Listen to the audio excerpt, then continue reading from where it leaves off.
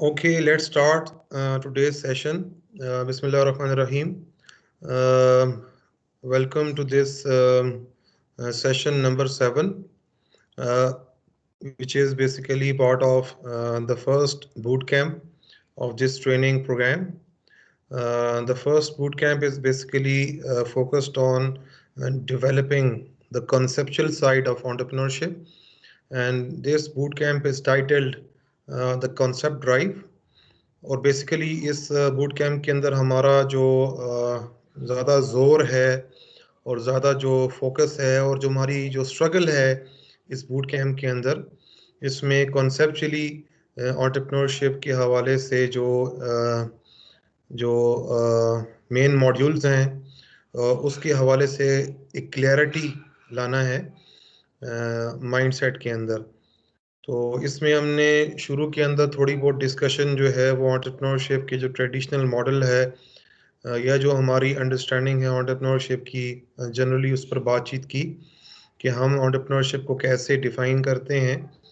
और उससे हमें पता चला कि हम एंटरप्रेन्योरशिप के अंदर ख़ास तौर पे बिज़नेस को शुरू करने के अंदर काफ़ी तकल्लुफ़ से काम लेते हैं और अपने आप को काफ़ी मुश्किलात के अंदर डाल देते हैं। तो एक साइकोलॉजिकल बैरियर्स हैं हमारे अप्रोच के अंदर, हमारे माइंडसेट के अंदर, जिनको एड्रेस करने की ज़रूरत है। तो फिर उसके बाद हमने जो सेकंड सेशन था उसके अंदर कॉजल जो माइंडसेट है और जो इफ़ेक्चुअल माइंडसेट है, इन पर थोड़ी सी बात की, ताकि एक कंट्रास्ट के अंदर और एक मुकाबले के अंदर जब हम दो थ्योरीज़ को, दो कॉन्सेप्ट्स को, दो मॉडल्स को डिस्कस करते हैं तो उसमें हमारे लिए समझना जो है वो आसान हो जाता है। तो उसमें हमने मेन जो उन दो मॉडल्स को डिस्कस किया तो उसमें जो चीज़ हमारे सामने आई वो ये थी कि जो मैनेजमेंट मॉडल है या जो कॉजल मॉडल है उसका स्टार्टिंग पॉइंट जो है वो आइडिया है, गोल है, और फिर वहाँ से we go towards business planning और एक परफेक्ट रिसोर्सेज के माइंडसेट के साथ फिर हम स्टार्ट लेते हैं। तो ये काफ़ी एक यानी इसका जो स्टार्ट है काफ़ी तकल्लुफ़ वाला और काफ़ी स्ट्रगल वाला है, जिसके मुकाबले में जो इफ़ेक्चुअल माइंडसेट है which is based on the heuristics of expert entrepreneurs, और उससे ये पता चलता है कि एंटरप्रेन्योर्स जो हैं वो अपनी रिसोर्सेज से स्टार्ट लेते हैं और सबसे पहले they do their self discovery और अपनी रिसोर्सेज को यूटिलाइज करते हैं to create opportunities, to build ideas. So that is a more simple and more efficient and more, you can say, executable model for novice entrepreneurs, for people who have got, you can say, comparatively less tangible resources.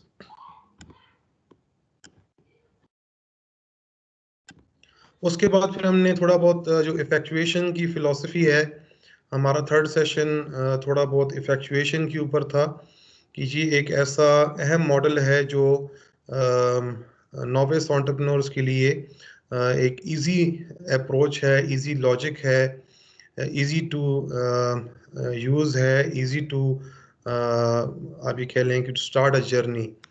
तो थोड़ा बहुत उसको हमने detail में discuss किया और उसके बाद फिर हमारा जो नेक्स्ट सेशन थे, फोर्थ सेशन, उसमें हमने जो इफेक्चुएशन का फर्स्ट प्रिंसिपल है the bird in hand principle, कि entrepreneurs, expert entrepreneurs, they start with their means. तो हमें कारोबार अगर शुरू करना है तो सबसे पहले हम अपने मींस को रियलाइज करें, अपनी रिसोर्सेज को एक्सप्लोर करें, अपनी सेल्फ डिस्कवरी करें और 3 सवालात के अपने बारे में जवाब दें कि मैं कौन हूँ, मैं क्या जानता हूँ और मैं किन को जानता हूँ। और यहाँ से जब इनको थोड़ा बहुत इन से जो हमें नॉलेज या जो हमें एक जो चीज़ें एक्सप्लोर करेंगे वो हमारी रिसोर्सेज कहलाएंगी, और उनको फिर आपस में हम एक डिफरेंट क्रिएटिव तरीके से आपस में जब हम उनको कनेक्ट करेंगे, लेट्स से अपने पैशन को अपनी स्किल्स और नॉलेज के साथ और किसी अपने नेटवर्क्स के साथ एक ख़ास एक तरीके से उसको इस तरह लिंक करना है, इस तरह रिलेट करना कि उससे we can develop some product, some service, build a company, build a new innovation. So ये जो हमारा फोर्थ सेशन था that was focused on the first principle of entrepreneurship, that is to start with your means.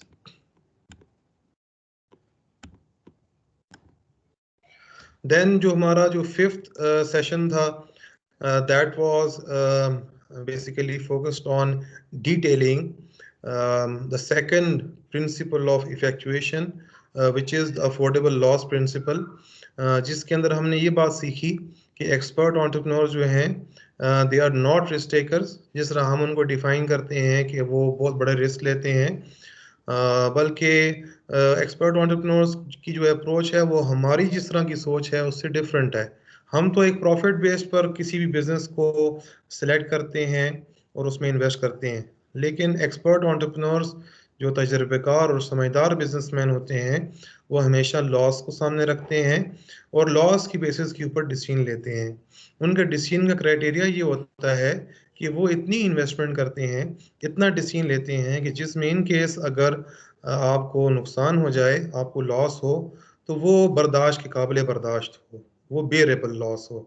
वो ऐसा ना हो कि जिसकी वजह से हमारी कमर टूट जाए, हम फाइनेंशियली बैंकरप्ट हो जाएं, हम मुश्किलात में पड़ जाएं, हमें लोगों के कर्जे अदा करने पड़ जाएं। इतनी बड़ी यानी इतने बड़े पैनिक के अंदर, पैनिक जोन के अंदर आपने अपने आप को नहीं डालना।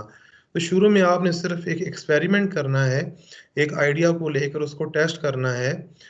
तो आपने अफोर्डेबल लॉस बेसिस के ऊपर स्टार्ट लेना है और 100 में से 5 रुपए की, 10 रुपए की, 2 रुपए की आपने इन्वेस्टमेंट करनी है और शुरू में आपने चीज़ों को सीखना है और आपने नई चीज़ें नहीं लेनी, आपने इंतहाई किफ़ायत शारी के साथ अपनी इन्वेस्टमेंट करनी है। यानी इस हद तक कि आप कंजूसी की हद तक किफ़ायत शार हो जाए, कंजूस ना हो, जहाँ पर आपने ज़रूरत है वहाँ पर इन्वेस्ट किया जाए। लेकिन एक्सपर्ट एंटरप्रेन्योर शुरू में नई चीज़ें नहीं खरीदते, ब्रांड न्यू आइटम्स नहीं खरीदते, ब्रांडेड चीज़ें नहीं खरीदते। वो अपने अपने टेस्ट के लिए, एक्सपेरिमेंट के लिए स्लैक रिसोर्सेज को यूज़ करते हैं, अवेलेबल कोई सेकंड हैंड आइटम्स को यूज़ करते हैं और वो अपनी इन्वेस्टमेंट को बचा के रखते हैं फ्यूचर में, इन केस कि वो अपॉर्चुनिटी इस तरह बिल्डअप हो जाए कि जो इस काबिल हो कि उसमें आप बड़ी इन्वेस्टमेंट कर सकें और उसमें अगर आपको फिर कोई एक रास्ता और एक किरण जो है वो नज़र आ रही हो कि हाँ इसमें अब मुझे कुछ थोड़ी बहुत चीज़ें समझ आ रही हैं and this is something which I can invest in. जो हमारा जो 6th सेशन था, यानी लास्ट जो हमारा कल का सेशन था, वो हमारा जो थर्ड प्रिंसिपल है एंटरप्रेन्योरशिप का या इफेक्चुएशन का,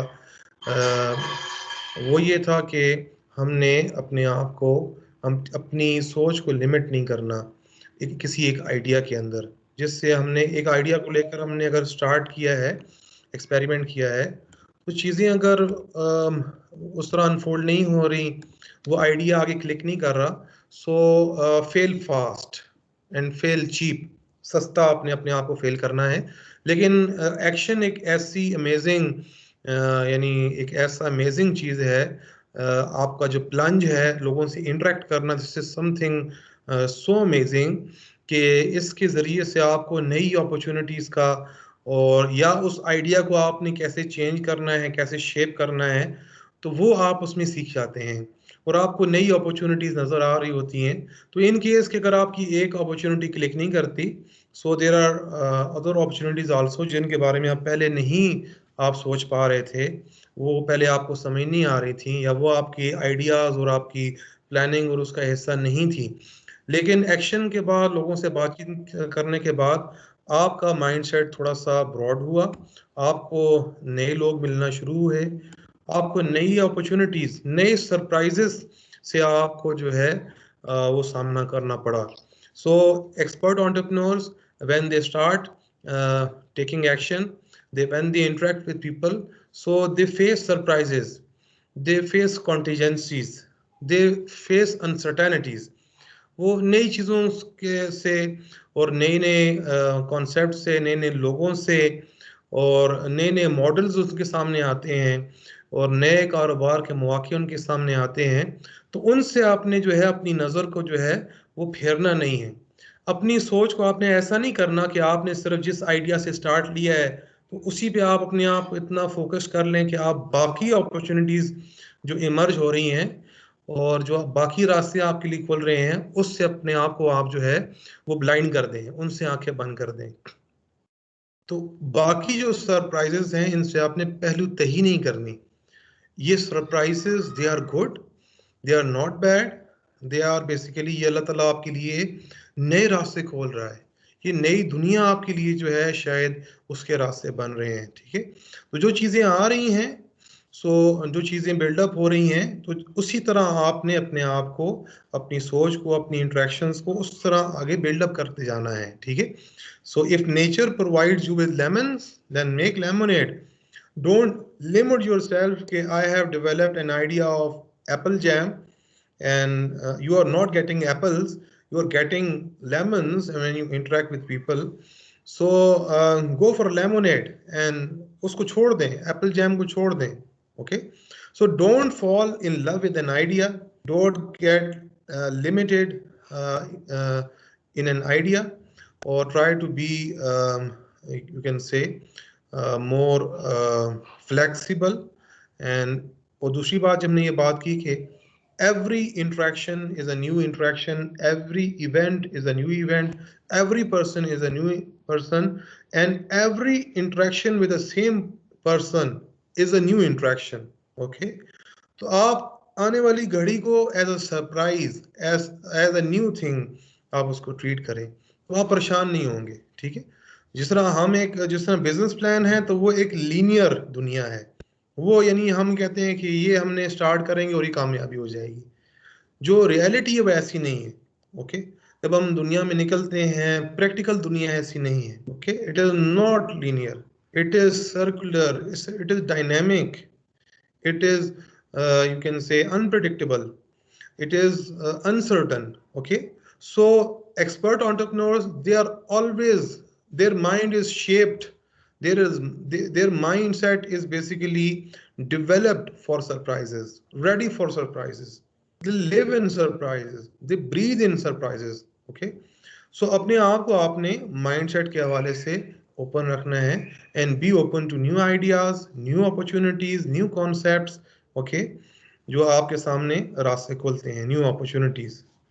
सो और आज का जो हमारा सेशन है, session number 7, that is on the fourth principle of entrepreneurship and effectuation and entrepreneurial mindset, which is the patchwork quilt principle. So patch work quilt, थोड़ा सा मैं इस टर्मिनोलॉजी पे बात कर लेता हूँ। आपने क्विल्ट का तो आपको पता होगा, क्विल्ट कहते हैं कंबल को, चादर को। ठीक है, एक कंबल जो है, एक चादर जो है, उसको हम क्विल्ट कहते हैं। पैच वर्क यानी एक चीज जो डिफरेंट पैचेस से मिलकर बनी हो, मुख्तलिफ पीसेस से मिलकर बनी हो। ओके, मुख्तलिफ साइज के, मुख्तलिफ शेप्स के, मुख्तलिफ कलर्स के पैचेस को मिलाकर आप एक कंबल बनाएं, एक ऐसा जो है वो कपड़ा बनाएं जो डिफरेंट पैचेस से मिलकर बना हो। ओके, जिस तरह आपने सिंध के अंदर देखा होगा कि सिंध के लोग ख़ास तौर पे अब जब उनके मुख्तलिफ ये जो त्यौहार होते हैं, शादी ब्याह के या इसके अलावा, तो उसके अंदर वहाँ की जो ख़ानदान की जो ख़वातीन होती हैं, तो वो मिलकर एक बड़ा खूबसूरत सी एक कंबल और एक चादर सी बुनती हैं, जो डिफरेंट स्क्वायर जो है शेप के अंदर डिफरेंट पैचेस, डिफरेंट कलर्स के जो है उनको आपस में वो जोड़ते हैं, और जिसको सिंधी की ज़बान में रीली कहते हैं। तो जस्ट लाइक दैट जो है वो यानी patchwork quilt is a quilt which is made up of multiple pieces, different pieces of different sizes, shapes and colors. Okay, so इस प्रिंसिपल का मतलब ये है कि इसी तरह जो बिजनेस है वो नाम है मुख्तलिफ किस्म के लोगों का, और उनके मुख्तलिफ मिजाज के लोग, मुख्तलिफ बैकग्राउंड्स के लोग, मुख्तलिफ एथनिक बैकग्राउंड्स के लोग, मुख्तलिफ यू कैन से कैपेसिटीज़ के और बर्ड इन हैंड के लोग जब आके आपस में मिलते हैं और एक पार्टनरशिप बनाते हैं। ओके, सो दैट बिजनेस भी जो नाम है वो पार्टनरशिप डेवलपमेंट का है, पार्टनरशिप बिल्डिंग का है। ओके, तो जिस तरह जो मैनेजमेंट का मॉडल है या जिस तरह हमारी एक अंडरस्टैंडिंग है बिजनेस की, कि हम ये बात करते हैं कि बिजनेस जो है वो कंपटीशन का नाम है, compete करने का नाम है, ठीक है। सो दिस इज समथिंग कि जो जिसका एक एंटरप्रेन्योरशिप की डोमेन से कोई ताल्लुक भी नहीं है। ये एक गलत कॉन्सेप्ट जो है, जो कि मैनेजमेंट की फील्ड से उठाकर उसको बिजनेस की फील्ड के अंदर, और इस माइंडसेट को जो बिजनेस के अंदर फील्ड के अंदर दिया गया है, so this was a big blunder. Okay, so entrepreneurs, expert entrepreneurs को जब स्टडी किया गया, उनके माइंडसेट को स्टडी किया गया, और जिन प्रिंसिपल्स को सामने रखकर वो स्टेप लेते हैं और कारोबार करते हैं और वैल्यू क्रिएट करते हैं, चीज़ों को इनोवेट करते हैं, तो पता ये चला कि expert entrepreneurs they bear a partnership based mindset, कि वो इस चीज़ में बिलीव करते हैं कि हमने कारोबार जो है ये नेटवर्किंग का नाम है, ये ताल्लुकात को डेवलप करने का नाम है, ये रिलेशनशिप बिल्डिंग का नाम है, ये पार्टनरशिप बिल्डिंग का नाम है, ये लोगों को अपने आइडियाज, अपने बिजनेस मॉडल, अपनी स्ट्रगल के अंदर इंगेज करने का नाम है। ये लोगों को, आपने किसी को अपने साथ एज एन एडवाइजर इंगेज किया, किसी को एज अ कस्टमर इंगेज किया, किसी को अपना पार्टनर बनाया इन टर्म्स ऑफ कि वो आपका सप्लायर होगा, किसी को आपने पार्टनर बनाया अपने साथ कि इन टर्म्स कि वो आपके साथ इन्वेस्टमेंट में शरीक होगा। ओके, सो बिजनेस के अंदर जितने भी रिलेशंस आप देखेंगे, they are based on the concept of partnership development. Partnership सिर्फ ये नहीं है कि जो बंदा आपके साथ इन्वेस्ट कर रहा है वो आपका पार्टनर है। Your customer is your partner. अगर आपका कस्टमर ना होता तो आपका बिजनेस कभी भी आपका बिजनेस नहीं कहला सकता था। यानी आपका कोई कस्टमर ही नहीं है, ठीक है, तो आपकी तो कोई सेल नहीं हो पाएंगी, आपका बिजनेस तो कोई रेवेन्यू जनरेट नहीं करेगा। ओके, सो एक कस्टमर का, एक लेट से आप एक बिजनेस स्टार्ट करते हैं और एक बंदा है जो आपका सबसे पहला कस्टमर बनता है, वो आपकी सबसे पहली उम्मीद है, वो बंदा है कि जिसने आपके बिजनेस को जो है वो रियलिटी बख्शी है, हकीकत बख्शी है। उसको आप कस्टमर या अपने बिजनेस से कोई जुदा चीज मत समझें, ठीक है। वो उसकी वजह से आप आज जिंदा हैं, उसकी वजह से आज आपका सफर जो है वो आगे चल रहा है। कंसिडर हिम और हर एज योर पार्टनर, उसको एज अ पार्टनर ट्रीट करें।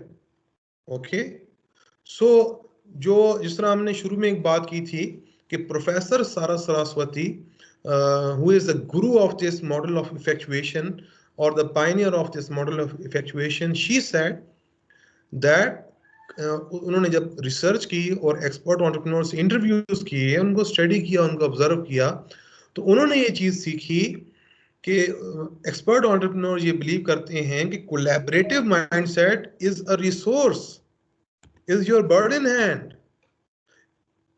ठीक है,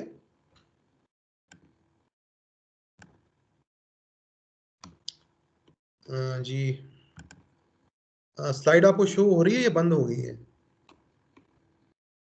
बंद हो गई है सर। बंद हो गई है सर। ओके, एक minute, I am sharing again. I think अब आपको नजर आ रही है। जी सर।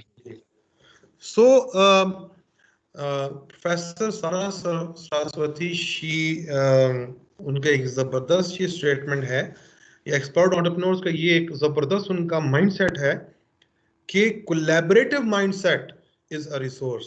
अगर एक इंसान का, एक कारोबार करने वाले, एक बिजनेस को स्टार्ट करने वाले आदमी का माइंडसेट ऐसा है कि he can be social, he can interact with people, he can interact with people of different backgrounds, different you can say capacities, और वो लोगों के साथ लिंकेजेस बना सकता है, नेटवर्किंग कर सकता है और उनको इंगेज कर सकता है, और उस पर लोग ट्रस्ट करते हैं। ओके, उस पर कॉन्फिडेंस शो करते हैं। So this is a very valuable asset, and this person has got that entrepreneurial capacity. Okay, और एक बंदा है जो आइसोलेटेड है, वो अपने स्टेटस को से बाहर ही नहीं आता। ओके, वो अपनी एक पर्सनालिटी मेंटेन करके रखता है और लोगों से थोड़ा सा स्पेस रखता है। सो एक ऐसा ऐसा जो बंदा है, जिस तरह हमारी ब्यूरोक्रेसी का जो माइंडसेट है, ये जो मैनेजमेंट के अंदर जो माइंडसेट अभी डेवलप हो गया है, तो इसके साथ आपके लिए यानी बिजनेस के अंदर और कारोबार के अंदर आगे मूव करना, that is a big problem. So today's session is very important कि इसके अंदर हम जो ये एक इम्पॉर्टेंट प्रिंसिपल है पैचवर्क क्विल्ट कि entrepreneurs they believe in partnership building, they believe in people, in teamwork, they are team players.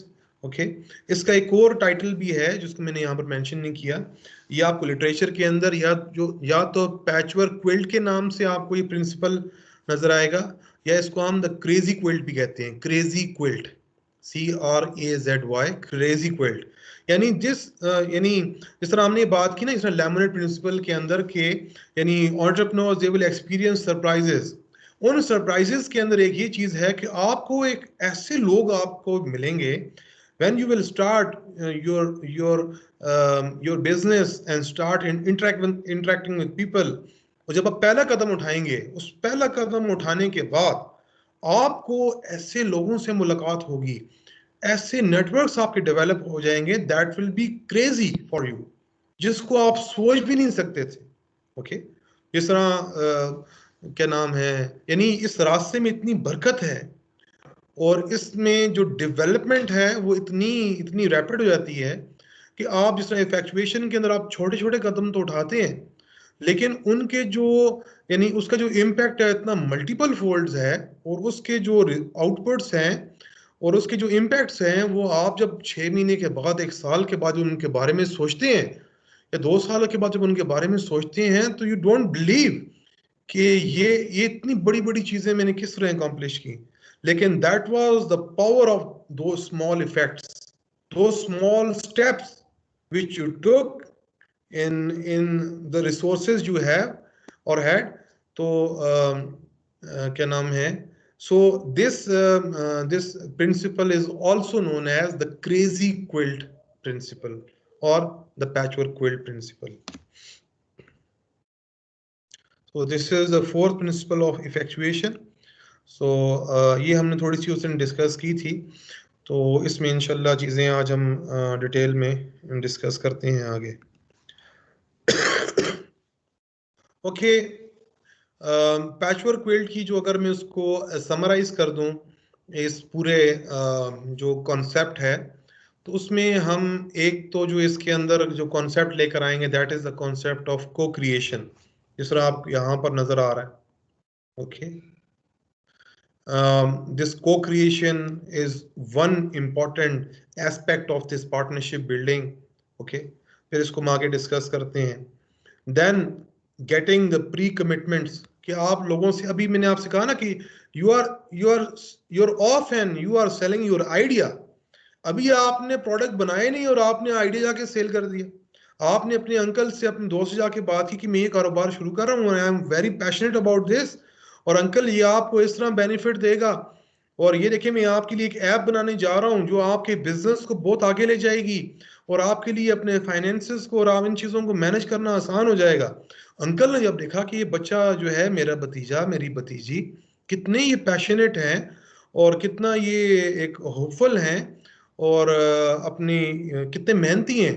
Okay so they will give you commitment कि हाँ बेटा ठीक है, ये लो मेरी तरफ से, this is 5,000 rupees, this is you can से the first initial, you can से क्या नाम है, टोकन मनी आपकी मेरी तरफ से है, और आप स्टार्ट करो, बाकी जितने भी आपकी जो प्राइस होगी आई विल पे. और मुझे बड़ी खुशी हुई कि आपने ये स्टार्ट लिया. Okay so expert entrepreneurs they get these pre-commitments from people, okay, very early in their startups, early on in the venture. okay तो second जो concept है वो pre-commitment है. एक चीज जो हमने बात की, co-create, मिलके क्रिएट करना, बिजनेस मिलके क्रिएट करने का नाम है. दूसरी चीज जो हमने बात की वो pre-commitments है, और तीसरा ये है that is this self selection. Okay self select करना, इसको हम आगे हम बात करेंगे. And another thing is like minded individuals. देखिए इंटरेस्टेड पार्टिसिपेंट्स लिखा हुआ है, लेकिन इसको भी हम आगे जाके बात करते हैं। तो यानी ये जो पार्टनरशिप डेवलपमेंट है, इसके अंदर 4 अहम एस्पेक्ट्स हैं जो एक एंटरप्रेन्योर के मद्देनजर होते हैं। पहली चीज जो है वो को क्रिएशन है, सेकंड चीज जो है वो प्री कमिटमेंट्स है, थर्ड चीज जो है वो सेल्फ सिलेक्शन है, और फोर्थ चीज जो है that is those like minded individuals. Now coming towards the first thing, that is co-creation. Co-creation का, अच्छा इससे पहले थोड़ा सा मैं चले थोड़ा बैकग्राउंड में जाता हूँ। हमारे जहन में क्रिएटिविटी का कॉन्सेप्ट कि हम यानी ये है कि क्रिएटिविटी का ताल्लुक जो है वो इंटेलेक्ट के साथ है, जहानत के साथ है, मेमोराइजेशन के साथ है, आईक्यू के साथ है। जो लोग इंटेलिजेंट होते हैं उनकी स्ट्रॉन्ग इमेजिनेशन होती है, कुव्वत तख़य्युल उनकी स्ट्रॉन्ग होती है, वो लोग क्रिएटिव होते हैं। और जिन लोगों के मार्क्स जो हैं वो कम हैं, जिनकी जीपीएस कम है, जिनकी परसेंटेज कम आ रही है, जो चीज़ों को मेमोराइज नहीं कर सकते, so those people can not be creative. यानी जो क्रिएटिविटी का ताल्लुक था, यानी उसको हमने साइकोलॉजिकल चीज़ों के साथ रिलेट कर दिया, यानी मेमोरी के साथ रिलेट कर दिया, रट्टे के साथ रिलेट कर दिया, आईक्यू के साथ रिलेट कर दिया, हाजिर जवाबी के साथ रिलेट कर दिया, इन चीज़ों के साथ रिलेट कर दिया। लेकिन जो स्टडीज़ हुई हैं क्रिएटिविटी की, जो लेटेस्ट स्टडीज़ हैं, उससे पता चलता है कि this concept was not right regarding creativity. जिस तरह के अभी हमने ये सामने रखा हुआ है, जो सबसे पहले मैंने बात की, या जो सबसे पहले जो पॉइंट हमने लिखा हुआ है, closed innovation versus open innovation. Okay, चले दो चीजें आ गई हैं, एक चीज है क्रिएटिविटी, एक चीज है इनोवेशन। क्रिएटिविटी का मतलब ये है कि यानी हम एक creativity something which is theoretical. जिस तरह जो हम ideas, the process of generation of ideas is called creativity. Process of generating new ideas is called creativity. और उन आइडियाज को ट्रांसफॉर्म करना किसी प्रोडक्ट के अंदर, किसी सर्विस के अंदर, किसी सोल्यूशन के अंदर, that is innovation. Okay, so innovation is something which जिसका ताल्लुक है यानी प्रैक्टिकल चीजों के साथ। किसी प्रोडक्ट को हम कह सकते हैं दैट इज इनोवेशन। कोई आपने कोई भी ऐसी सर्विस बना ली है जो किसी प्रॉब्लम का सोल्यूशन है, that is innovation. Okay, and creativity is something which is theoretical, जिसका आपकी इमेजिनेशन के साथ ताल्लुक है और तस्वुरात के साथ ताल्लुक है, आइडियाज के साथ ताल्लुक है।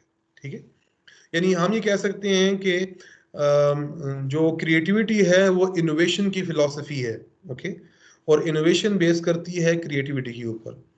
तो क्रिएटिविटी का एक जो हमारे यहाँ जो चीज़ है, हम समझते हैं कि यानी आइडियाज जो हैं वो उसका ताल्लुक यानी इंटेलिजेंस के साथ है, मेमोरी के साथ है, और हाई आईक्यू के साथ है।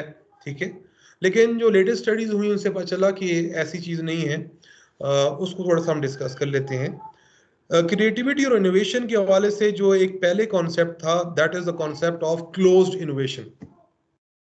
क्लोज्ड इनोवेशन का मतलब ये है कि आज से 40, 50, 60 साल पहले जो एक माइंडसेट जो है मौजूद था कि how companies can create and innovate new products, तो उसमें वो ये समझते थे कि कंपनीज को अपने जो एक्सपेरिमेंटेशन और साइंटिफिक लैब्स और जो प्रोसेस ऑफ क्रिएटिविटी है और process of innovating new things, that must be isolated, that must be a top secret.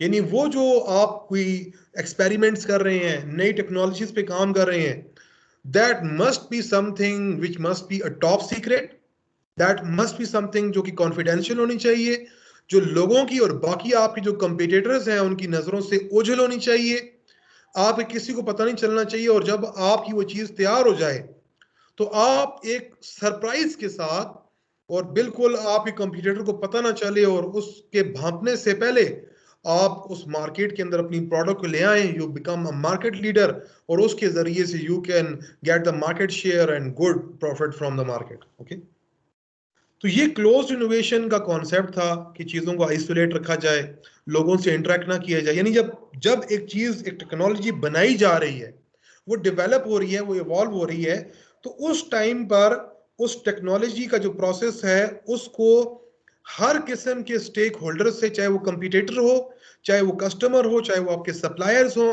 चाहे वो आपके सब्स्टिट्यूट्स हो, चाहे वो न्यू एंट्रेंट्स हो, हर एक चीज से आपने उसको आइसोलेट रखना है।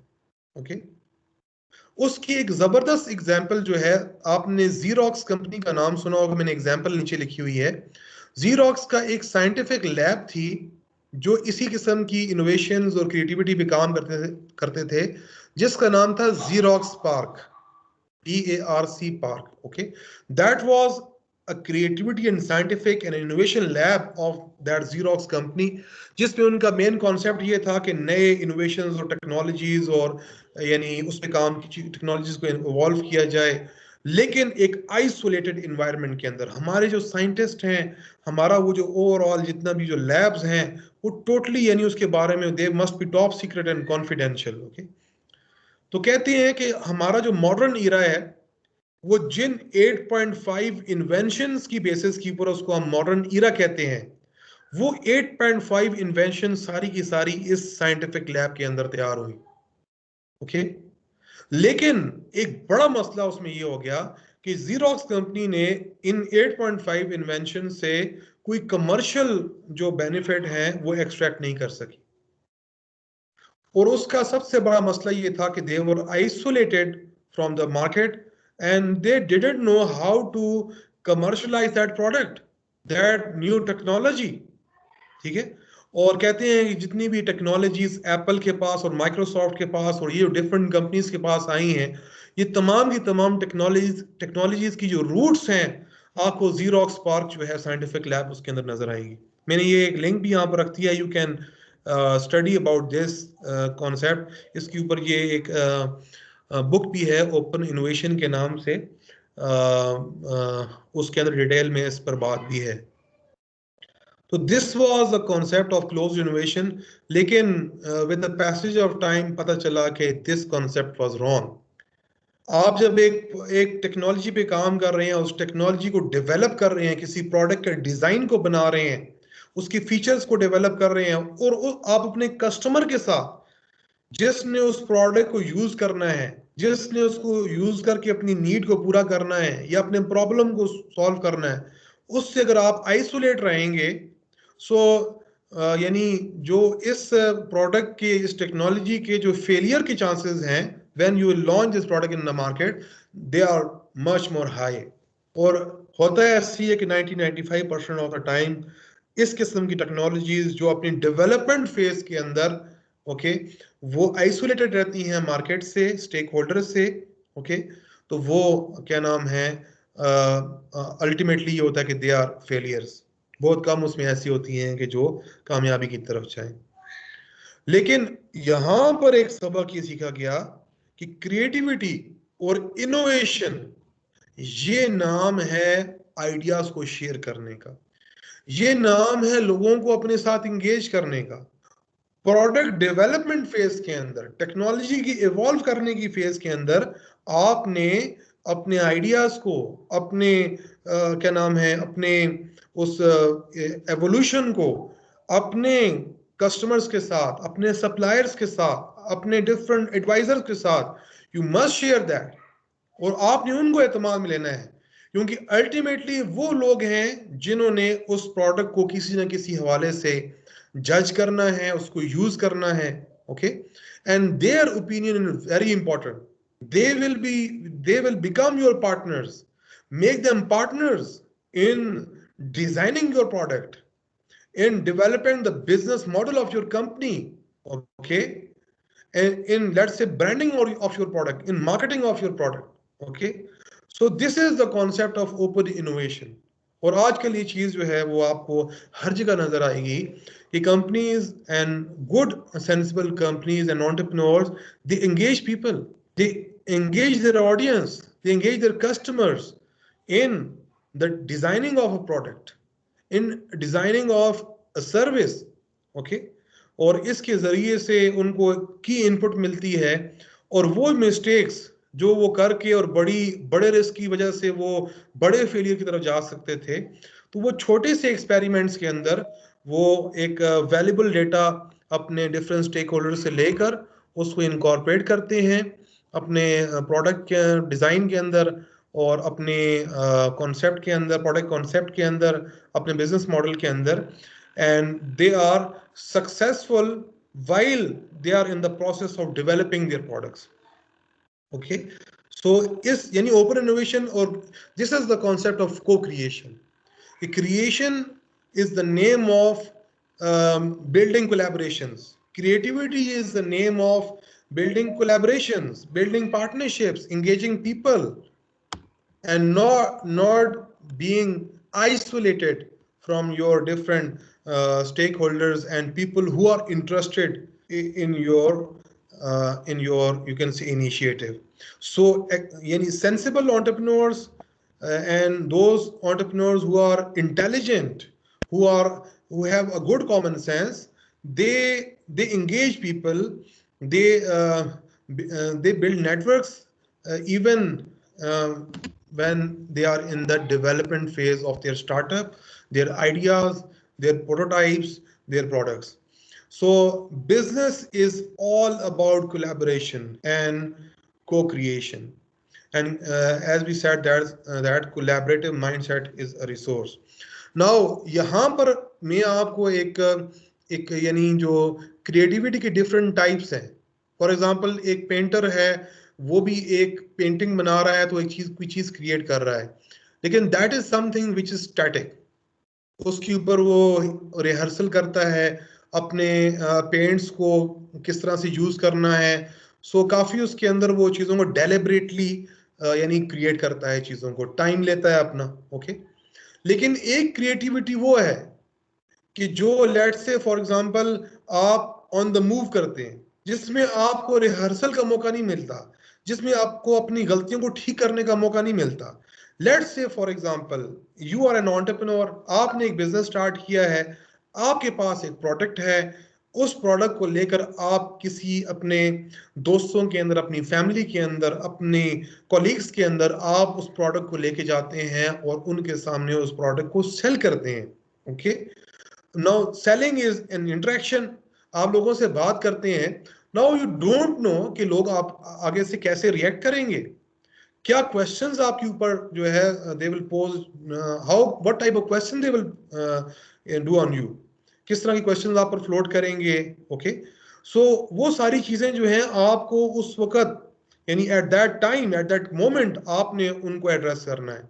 उन सरप्राइजेस को आपने उस वक्त जो है वो डील करना है. ओके, और उनके जरिए से आपने अपने लिए you have to you can say अपने रास्ता बनाना है आपने उनके जरिए से. ओके, तो अगर आप ये माइंडसेट रखेंगे कि आपने पहले से ही एक अपनी सेल पिच बना लिया और मैंने पहले से प्लान कर लिया है कि मुझसे कस्टमर ने 5 सवाल पूछने हैं, अब वो 5 सवाल एक बंदा आपसे नहीं पूछता और उसके माँ सिवा कोई सवाल ऐसे पूछ लेता, then what? So you are performing a selling activity and you need to deal with a customer at that moment. This is a best example of performance creativity. Okay, now जब इस परफॉर्मेंस क्रिएटिविटी को study किया गया तो पता चला कि इसमें 3 चीजें बहुत ज्यादा अहम हैं. To be a good you can say to get something creative, something beneficial, something to get something valuable out of this interaction, okay, with a customer, कि वो उसके एक आप लेट से उसने आपकी साथ से प्रोडक्ट खरीद ली या आपने इनरोड्स किए, उसका माइंडसेट चेंज किया, उस पर बात की. ओके, तो ये 3 चीजों पर बेस करती है. Number 1, performance creativity is based on number 1, good communication. So an entrepreneur must be a good communicator.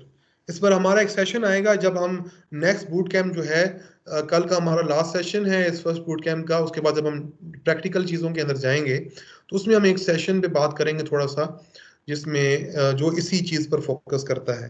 और इंशाल्लाह वो काफ़ी सिंपल और आपको काफ़ी क्लियर एक डायरेक्शन मिल जाएगी कि आपने किस तरह चीज़ों को एग्जीक्यूट करना है.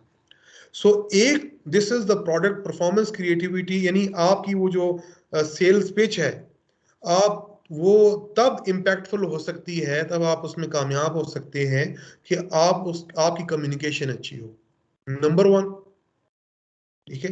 Number 2, this is the process which is based on collaboration. अगर आपने उनके साथ एक अच्छी कोलैबोरेशन बिल्ड की, टीम आपकी